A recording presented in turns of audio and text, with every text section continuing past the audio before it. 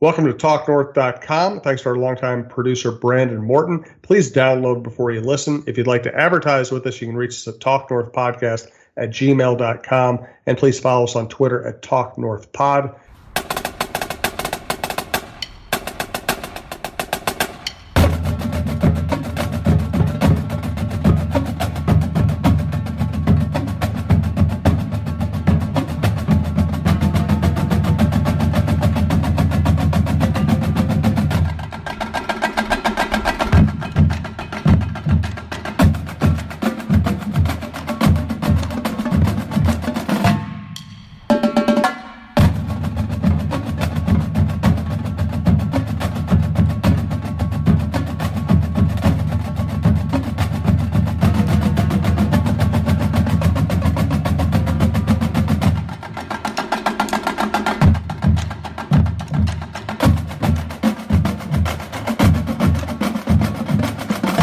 John, you were at the Minnesota Sports Awards. I want to hear all about that night. I want to talk about Paige Bueckers, Minnetonka, the Prep Bowl, transitioning to basketball, all the stuff that you are so highly qualified and prepared to talk about. This is Preps Day with John Millea. John is the preps guru at mshsl.org. You can find his work there at John's Journal. Does great stuff driving his Camry all over the state, finding the best stories, bringing them back home to us. And, of course, we're lucky to have him on TalkNorth.com so he can tell you his stories in verbal form, which is fun for writers to get to put the pen down and the keyboard down and just chat a little bit. Thanks to our producer, Brandon Morton. Please follow us on Twitter at TalkNorthPod.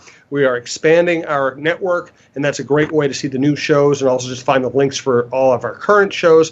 And one of our new shows is our Gopher Show with Marcus Fuller and Ryan James. If you're a prep basketball fan, you probably know both of them. Ryan really hits the recruiting trail hard. Marcus is great on college basketball, high school basketball. But they're also going to talk about other Gopher sports as the calendar turns as well. Please check that out. And check out everything at TalkNorth.com. Thank you to our sponsor, Pizza Barn in Princeton, pizzabarnprinceton.com. Let's start with the Minnesota Sports Awards, John.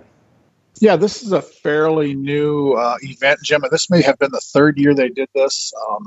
We kind of have a big gala event in downtown Minneapolis at the Depot, and this is run by Meet Minneapolis and its offshoot Sports Minneapolis. And this is the group that basically attracts Super Bowls and Final Fours and helps with running those things and everything that goes into that. They do a great job. So they operate the Minnesota Sports Awards. Fox Sports North is part of this. This will be televised. It wasn't last night because there was a Timberwolves game, but really cool deal with Leah B. Olson and Anthony LaPanta, who we know well, the hosts for this, had a nice dinner.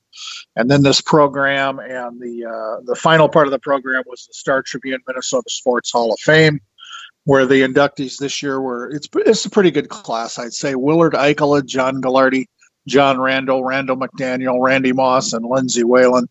And the neatest thing for that, Lindsay was the last one brought up on stage, and then they had all of them pose for a photo, and everybody was there except Randy Moss. And he had kind of a little video message, but they're getting the other five together for a photo, and I tweeted a photo that I took of Lindsay with her arm around Willard Eichela. Wow. Talk about the generations here. That was neat. So, and they do lots of awards, college and professional athletes of the year, and lots of great things. But they also have high school awards, which we're thrilled by. And I'll run down the big high school awards here. The boys high school athlete of the year was David Roddy. He graduated from Breck in the spring. So all he did was he was a finalist for Mr. Football and Mr. Basketball and a state champion in the discus. He's now playing basketball at Colorado State. So he wasn't able to be there, but they had a video message from him. And the girls' high school athlete of the year, this is pretty amazing, from Alden Conger, which is a tiny, tiny, tiny school down on the Iowa border, Erica Butte.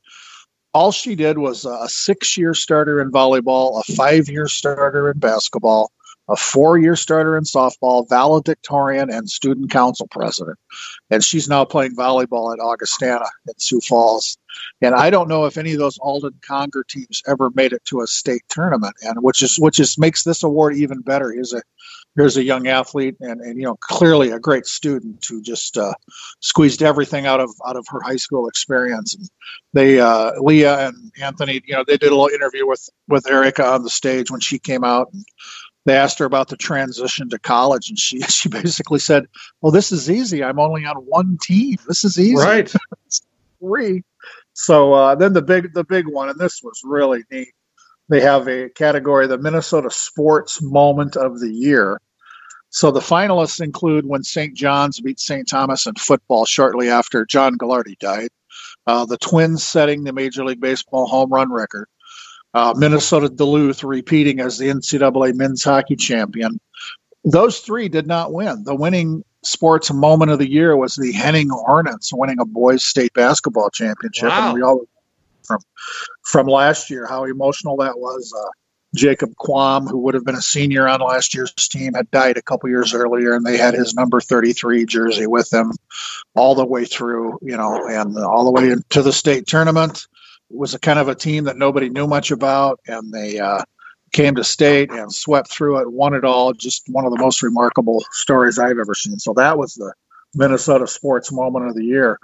And then I sat next to Justin Grunwald at one of the tables, and his late wife Gabe was the inspirational runner who died of cancer. She received the Courage Award. So it was interesting, and I had talked to Justin on the phone before, and for some stories I've done. And it was nice to meet him in person, and Gabe's mom and dad were there at the same table. And that was the most emotional moment, this award for Gabe. And Justin talked about her and her legacy. But Fox Sports North is going to show this program in its entirety. I'm sure they'll do it multiple times. It's one of those evergreen shows that will probably be on a lot. I think the first showing is the evening of December 26th, the day after Christmas, sometime that evening. So it's worth a look just to see all these awards. And, Rocco Baldelli was the coach of the year. There's just a ton of great awards.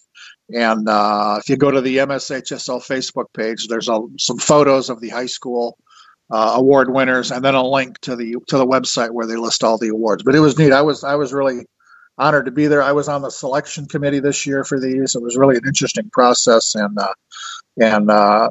just a great event. It was really fun. Full house at the depot, and really professionally done, I thought.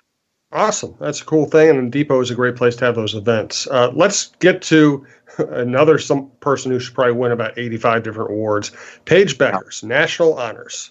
Yeah, on Tuesday, it was announced basically by USA Basketball and me that she was named USA Basketball's Female Athlete of the Year.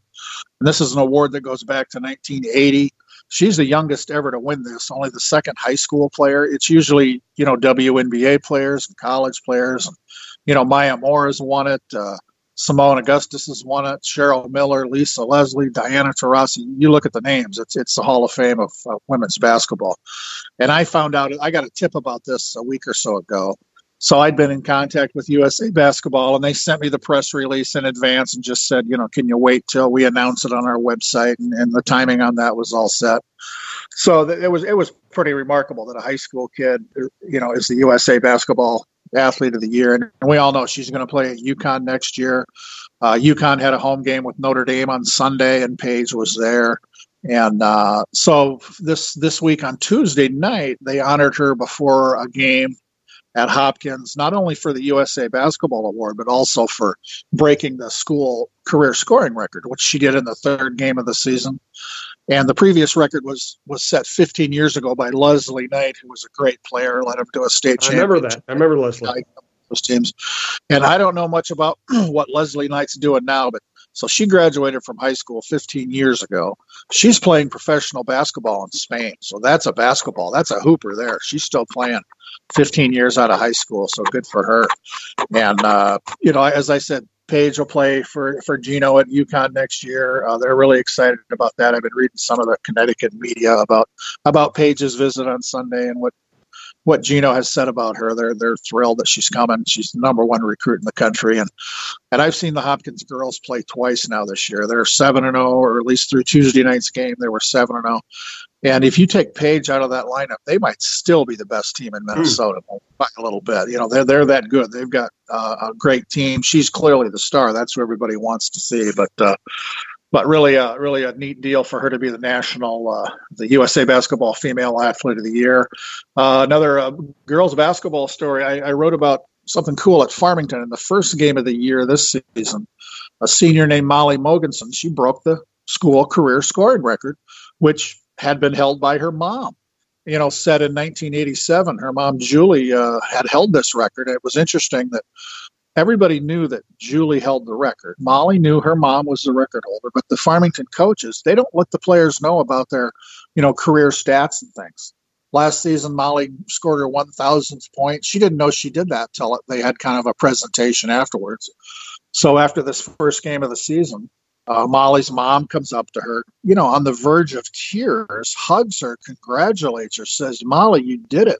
And Mom, what did I do? Why are you crying? You broke my record. Molly didn't even know, that she was close, because they don't focus on those things. So that was a really fun story. That story, the Paige Bueckers story, that's on John's journal. And another kind of an awards note here. No surprise here. Jalen Suggs, the great two-sport athlete for Minnehaha, has been named Mr. Football by the Minnesota Football Coaches Association, as well as the Gatorade Football Player of the Year. I don't think anybody's surprised by either of those awards for Jalen Suggs.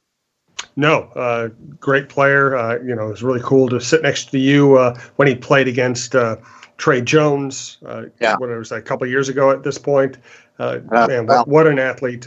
Personally, I kind of hope he chooses basketball just for his own health, but he will have his options, obviously. Go ahead. Information on that, other than the rumor. The rumor I've heard lately now is basketball at Gonzaga. I don't know that. I've heard that too. What people who know more than I do are saying, but you never know. But yeah, he, just for the sake of your health and your future, I think basketball might be the choice. If it's me or my kids, that's what I'm leaning on. If you've got both options, I think. Absolutely, it's more money. It's guaranteed money. If he wants to get to the NBA, it's. To me, it's the way to go. Anyway, he'll be fine. He'll be fine either way. We do want to thank Pizza Barn in Princeton. Reminder, if you're anywhere near Princeton, if you're driving north or south on 169, heading up to a cabin or home from anything in that area, you're not far from Pizza Barn. And they've renovated. It was already a cool space. Now it's a really impressive space. They have tons of different beers and all kinds of pizza specials, and they've been great for us, and we've really enjoyed working with Jody Stay. It's a family-owned business. It always has been a family-owned business that is part of the community, and John can tell you more about Pizza Barn. Yeah, Jim. Yeah, it's really been cool hearing from people who listen to our podcast and have stopped in there and checked it out, and they really loved what they've ordered and what they've taken to the cabin or brought home. And Pizza Barn also has, in addition to all the great pizza and sandwiches and chicken, tacos, you name it, they've got it. A whole bunch of merchandise here, and it's Christmas time and gift giving time. So you can get hats, coffee cups, T-shirts, hoodies. You and I both have hats and hoodies. They have homemade dressings. They have gift cards in any amount you want. And we always talk about the community things that Pizza Barn does, that Jody and her crew does. And she tweeted a picture of the officials from the first game of the basketball season at Princeton when the Apollo Eagles came to town. And there's those basketball officials all holding those pizza with thank a ref, #thank a ref written on the pizza boxes. And we've talked about how that gesture is spreading. And the latest one I've seen is down in Waseca. There's a pizza place called the Yellow Mushroom. They're doing the same thing now. They're bringing pizza for officials after the games, which is just a tremendous thing. Jody and everybody at Pizza Barn has really, really set an example here that people all over the state, and I'm sure beyond the state, are following here as a way to thank these officials and just be so community minded. So we can't thank them enough. Absolutely. Thank you, Jody. Thank you, Pizza Barn. Dave Nelson retiring from Minnetonka. Yeah, the football coach there, longtime football coach. Dave's been doing it for 36 years, 18 at Blaine, where he won a prep bowl, and then the last 18 seasons at Minnetonka, where he also won a prep bowl in year 3. And one of the things I remember was that year 3 for Dave at Minnetonka, when they won the 2004 Big School title. The quarterback on that team was his son, Jesse. And I know Dave and his wife, Maureen. I've gotten to know Jesse. The first time I ever ran across Jesse, he was a sophomore, Dave's first year at Wayzata.